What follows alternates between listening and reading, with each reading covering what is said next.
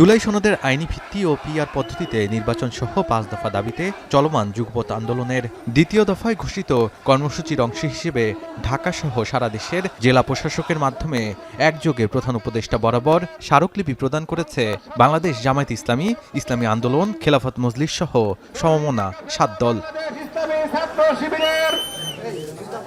সকালে ঢাকা জেলা প্রশাসক বরাবর স্মারকলিপি প্রদানের আগে বিক্ষোভ মিছিল করে জামায়াত ইসলামীর নেতাকর্মীরা। মিছিল শেষে সংক্ষিপ্ত সমাবেশে জামায়াত ইসলামীর দক্ষিণ মহানগরের আমির নুরুল ইসলাম বুলবুল বলেন, গণভোটের মাধ্যমে জুলাই সনদকে আইনি ভিত্তি দিয়ে জাতীয় নির্বাচন পিআর পদ্ধতিতে করতে হবে। আরও বলেন, নির্বাচনের দিন গণভোট জনগণ মেনে নেবে না, এটি কেবল একটি দলের চাওয়া বলে মন্তব্য করেন তিনি। এদেশের জনগণ আপনাদেরকে ক্ষমতায় বসিয়েছে, এদেশের অধিকাংশ মানুষ চায় জুলাই সনদ এবং জুলাই ঘোষণাপত্রের আইনগত সাংবিধানিক ভিত্তি দিতে হবে।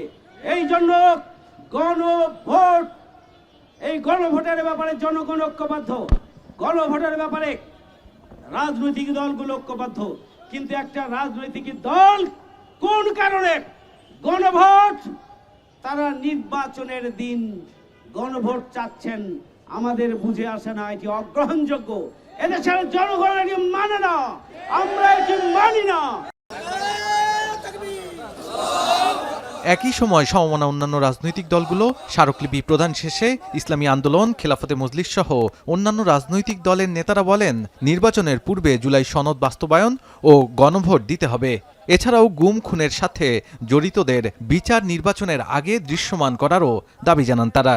জুলাই জাতীয় সনদ ২০২৫-এর আইনি ভিত্তি প্রদানের জন্য আমাদের প্রস্তাবনা হচ্ছে, জুলাই জাতীয় সনদ ২০২৫ স্বাক্ষরের পর ২ মাসের মধ্যে গণভোটের মাধ্যমে জুলাই সনদ ২০২৫কে সাংবিধানিক ও আইনি মর্যাদা বা বৈধতা প্রদান করতে হবে।